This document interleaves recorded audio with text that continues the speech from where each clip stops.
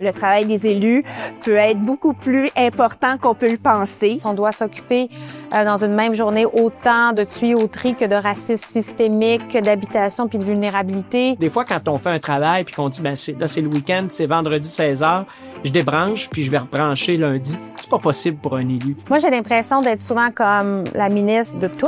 J'aurais le goût de dire c'est du 24/7 et souvent plus. J'aimerais savoir, selon vous, c'est quoi le rôle d'un élu municipal? D'un élu municipal? Oui.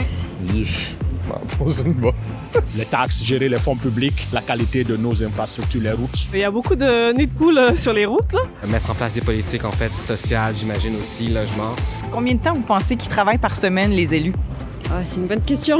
25-30, je dirais. Au moins 8 heures par jour. J'espère au moins 40 heures par semaine, comme moi. Je leur laisse le bénéfice du doute. Je pense qu'ils travaillent fort, ils font de leur mieux, comme moi. Quand j'étais maire, on recevait des appels et c'était des sujets qui avaient aucun lien avec les responsabilités municipales. Mais pour les gens, la mairesse, le maire, ils sont là, ils sont sur le terrain.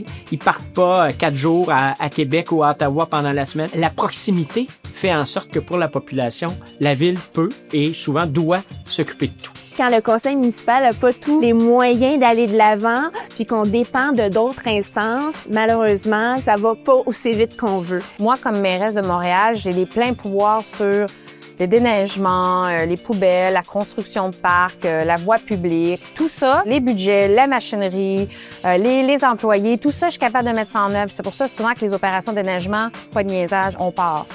Quand on arrive avec des projets comme l'habitation, l'itinérance, le transport collectif, nécessairement, ça prend plus de temps. On travaille dans les coins, dans l'ombre. L'important aussi, c'est de le communiquer, ce travail-là qu'on fait dans l'ombre. Plus vous allez en dire aux gens, plus ils vont comprendre pourquoi des fois, vous voudriez que ça soit différent. Faut pas se gêner pour le dire. Je suis déçu que ça aille pas aussi vite que ça, plutôt que de se cacher derrière un paquet d'arguments. Quand on communique bien, on communique jamais trop.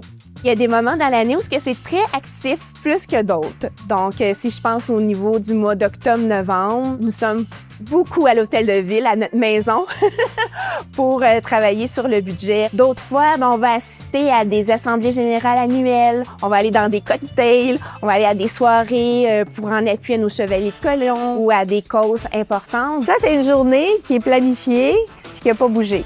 Parce que moindrement qu'il y a un incident, une nouvelle incroyable à un autre niveau.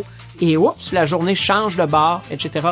Mais l'élu municipal, il est avec son monde toute la journée. Quelqu'un qui voudrait être occupé sans arrêt pourrait l'être. Parce que les invitations rentrent plus vite que le rythme auquel on peut y répondre. Le rôle de conseiller ou de conseillère municipale, c'est pas un horaire typique. On entre au conseil le lundi à 1h et puis on en sort quand ça finit.